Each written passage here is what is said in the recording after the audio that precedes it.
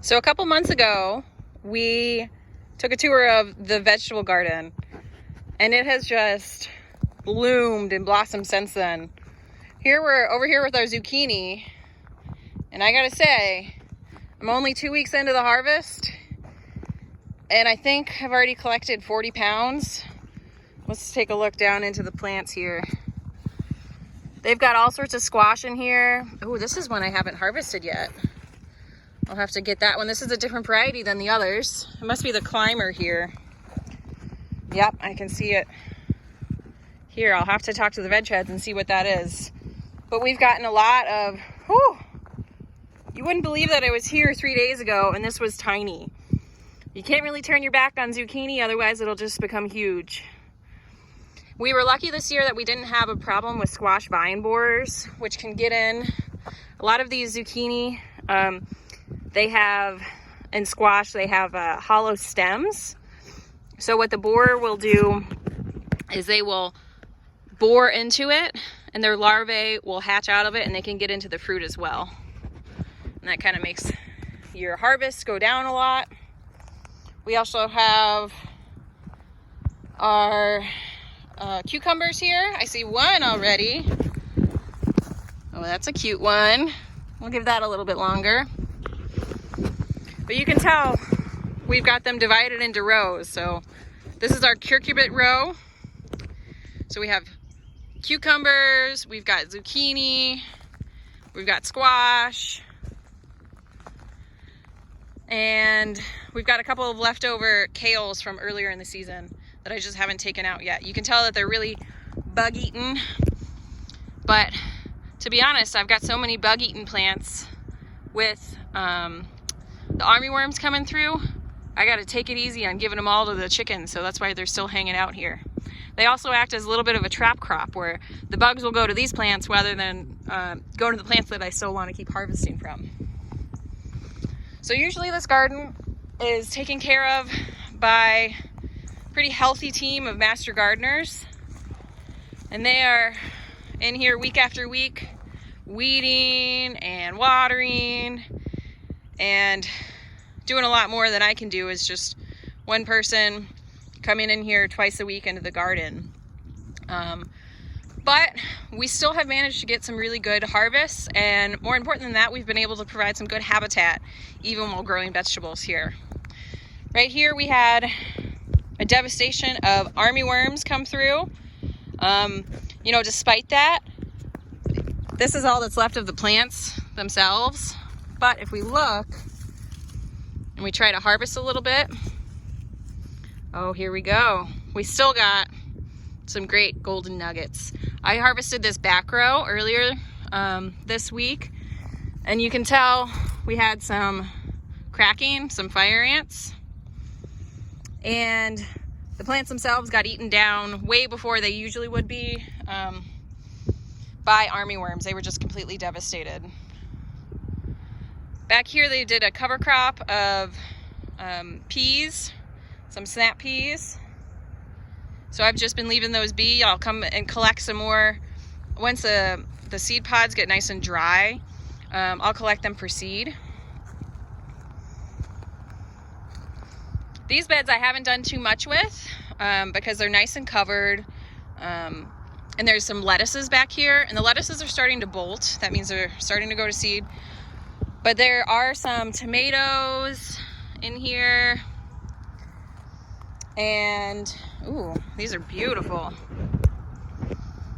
I have to come back and clear some of this space out so the tomatoes have some room. But the lettuce in here was from the winter season, and I just haven't got a chance to come through and take those out to give the tomatoes some more growing space.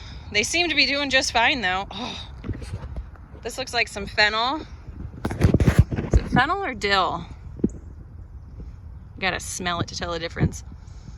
I think it's dill, actually. And we're lucky we have some butterflies, or caterpillars, I should say. It looks like their first or second stage. They're really little right now. They'll get nice and fat on this. This is one of their larval host plants.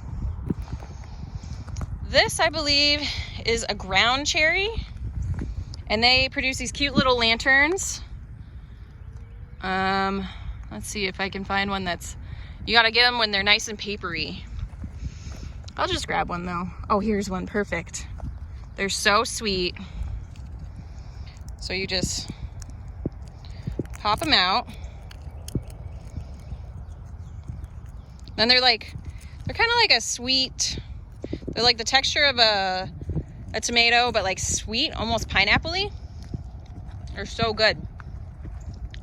This is our stem lettuce. Specifically asked by some master gardeners to save these seeds, so I'm waiting for them to finish flowering so I can grab these seeds. It looks like they're about time, because you can't get these seeds anywhere else. This is a Asian variety of lettuce where you eat the stems. It's really cool to grow different vegetables than we're used to, and to eat different parts of them than we usually do. As you can see, there's lots of bugs and pollinators all around the flowers. So even though this is a vegetable garden and we have let a lot of the stuff go to seed, doesn't mean we're not providing some food, at least to the pollinators. Over here we have our new pollinator beds. And they've got some good flowers coming up. Really beautiful. Nice thick planting. This was just seeds a couple months ago. Now over here, about a month ago, we were looking at this and it was beautiful red coloring. You can still see some of the red here and there, but this is a winter cover crop. It is crimson clover, really popular with pollinators. It brings the pollinators to the area so they'll visit our vegetables as well. Usually what the master gardeners would do is chop it and drop it. I'm not sure I'm going to have enough time to do that, but we'll see. Over here in our kids' garden, we're struggling a little bit. Our potatoes are finally, I think they're finally coming to terms with the armyworm infestation. We'll have to harvest those soon. Oh, we got, these look like leaf-footed bugs to me. Or the instar, or the younger generation of the leaf-footed bug. Look at this, a basil came back. We grew these from seed last year with the kids, and I thought we'd pulled them all out, but apparently some of them seeded. That's great.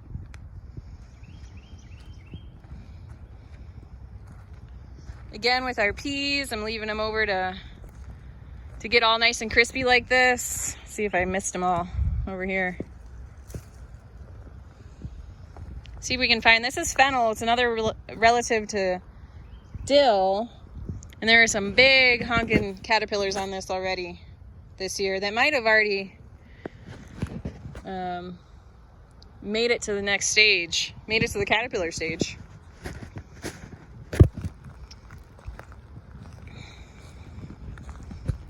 Over here we have our agastache. This one's just coming out. It's beautiful. We've got a little ladybug there. Ladybugs are one of those wonderful helpers in the garden. The agastache is just loved by all the pollinators, and it's just gonna come back and bloom all summer long. It's really just starting to bloom now. We got blueberries. These are fresh ones. They're planted this year. So we'll see how big these get. We've got 2 here. And you can tell the master gardeners haven't been here in, 6 weeks now. These master gardeners usually don't let a weed into this garden, but due to social distancing, they're still not coming back. So in here, I've got some peas I'll harvest for the seeds. These were a really cool variety of purple sugar snap peas. Here's a bay tree. This is where you get bay leaves from. You can see our cilantro has fallen over, but it's all full of flowers. And hopefully that will bloom. Well, it's blooming now. Hopefully they'll be pollinated and it'll reseed. We got some peppers in before everybody had to leave, so we got a Carmen, a huge pepper. I'll have to come harvest that. Oh, wow. Look at this Echinacea.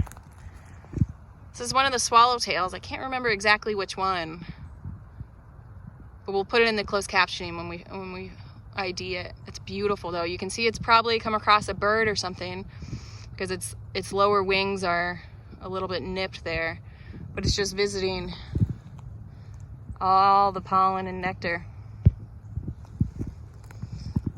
All right, that's the state of the garden with one person able to take care of it for about twice a week for a couple hours.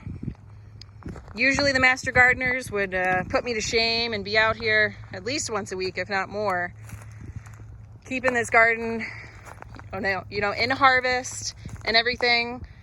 But the practices that they use, everything from crop rotation to interplanting and growing herbs and flowers along with vegetables, has really helped maintain this garden so that when they do come back, when they're able to come back safely, there won't be as much of a problem with weeds, and they'll be able to get it back into the tip-top shape that they enjoy.